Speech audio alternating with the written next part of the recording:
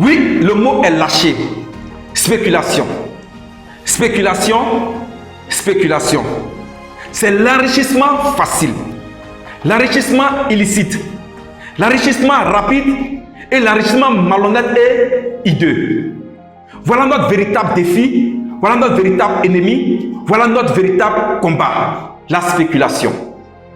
Et la puissance et l'aiguillon de la spéculation, c'est le libéralisme. Le modèle politique dont se vante encore et encore notre gouvernement. À chaque instant, on les entend dire « nous sommes des libéraux, nous sommes des libéralistes », etc., etc., disent-ils avec tant de fierté. Et pourtant, le libéralisme est un modèle politique qui fait la part belle et le lit des puissances économico-financières du monde. Au détriment de nos gouvernements eux-mêmes, d'une part, et au détriment du peuple, c'est-à-dire le consommateur, d'autre part. Le libéralisme, c'est le libre commerce, la libre concurrence, la libre fixation des prix de vente des produits. Et tenez-vous bien, l'État, c'est-à-dire notre gouvernement, n'a pas le droit de s'immiscer là-dedans, ni de juger d'un tel prix plus bas ou d'un tel prix plus élevé. Souvenez-vous de l'affaire Orange, MTN et Move d'un côté contre Wave d'un côté. Tout le monde a compris que ces trois grands-là, Orange, MTN et Move, nous volaient véritablement. Et voyez-vous, le gouvernement n'a pas pu sanctionner ces trois grands-là pour un cas de vol aussi avéré que flagrant.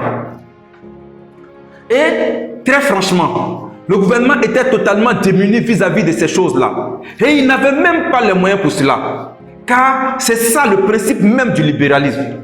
Le libre commerce, la libre concurrence et la libre fixation des prix.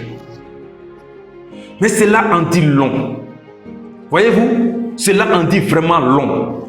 On avait toujours l'impression que Orange, MTN et Move faisaient de la libre concurrence. Et pourtant, ils harmonisent les différents prix de vente au détriment du peuple, au détriment du consommateur. Voyez-vous ça? Je continue en disant, et ils confèrent dans tout ce système international dit libéralisme un rôle marginal et minable à nos gouvernements, celui de police, de gendarmerie et de défense. Mais de qui contre qui? Eh bien, tenez-vous bien, d'assurer la sécurité et la défense du monde économico-financier international d'un côté contre leur propre peuple. D'un autre côté, si d'aventure cette dernière, je veux dire, la population venait à se révolter contre les pratiques véreuses et hideuses de ce puissant monde économico-financier international.